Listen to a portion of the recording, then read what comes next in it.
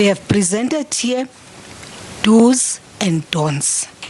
If you look at scenario 1, under looting, stroke public disturbance, under do's we are saying, South African National Defence Force members have an inherent right to self-defense, and everywhere where we start with do's, we start by making that kind of statement, which is the right to defend themselves.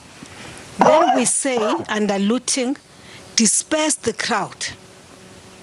Now, dispersing the crowd, you may shout verbally, warning, you may detain, you may restrain, you may arrest, but disperse the crowd. Call for backup. Allow members of the South African Police Service to take over. Protect the police. Take a video if you can. If the situation escalates, withdraw. These are do's. And under don'ts, under looting still, it says no warning shot. Don't shoot a person unless in self-defense. Don't get in a physical fight with members of the public unless in self-defense. This is under looting. It goes on and on. I just want to read this one though. If you find a person drinking in his yard, do's. South African National Defence members, as I said, have an inherent right to self-defense. We start by that everywhere. If you find them drinking in their yard, ignore them. The don't is, don't enter any premises. Don't enter their premises. And continue to patrol. So your patrol is on the road, in the streets or wherever, but don't enter. You can't patrol somebody's yard inside. You can't do that.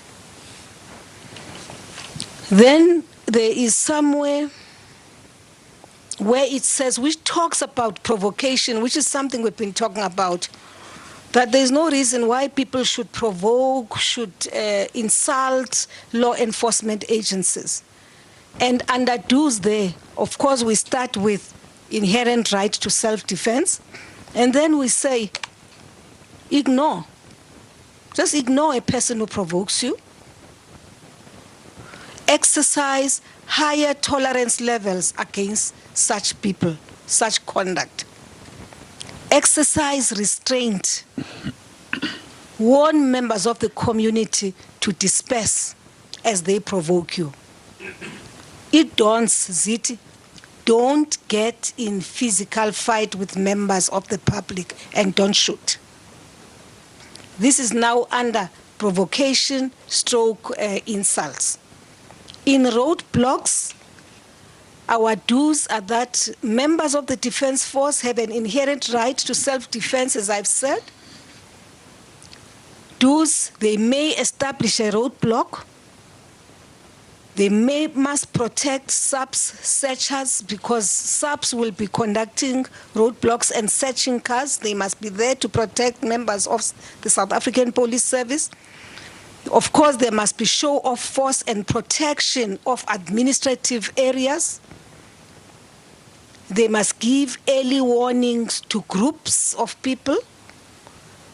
They must observe suspicious vehicles and persons. They must provide guards for arrested people. And of course, with regards to the South African Military Health Services personnel, they must continue providing support to the National Department of Health. Now, and it then says, with specific reference to this operation, don't establish roadblocks independently.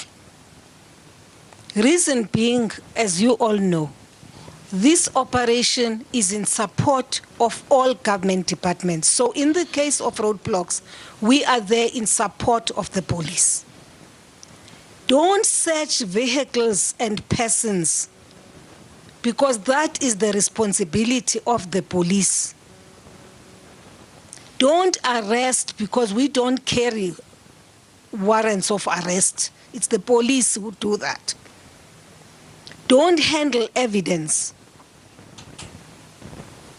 And all of that, all of those things which you know are done by the police. What we do, we are there to provide whatever support necessary for us to provide to the police. Or in the case the police actually direct that we need help here. Once they call upon the Defence Force, then the Defence Force moves in. However, when you see armed robbery, call backup. Private defense to law enforcement personnel and public, you may do that. Secure the crime scene. Use of force, including deadly force, to stop the robbery if a need arises. Because it also depends on what the robbers will be carrying and what form of force they will be using against citizens. Then we went on to say, but it dawns when you see armed robbery, you can't ignore it as a member of the South African National Defence Force.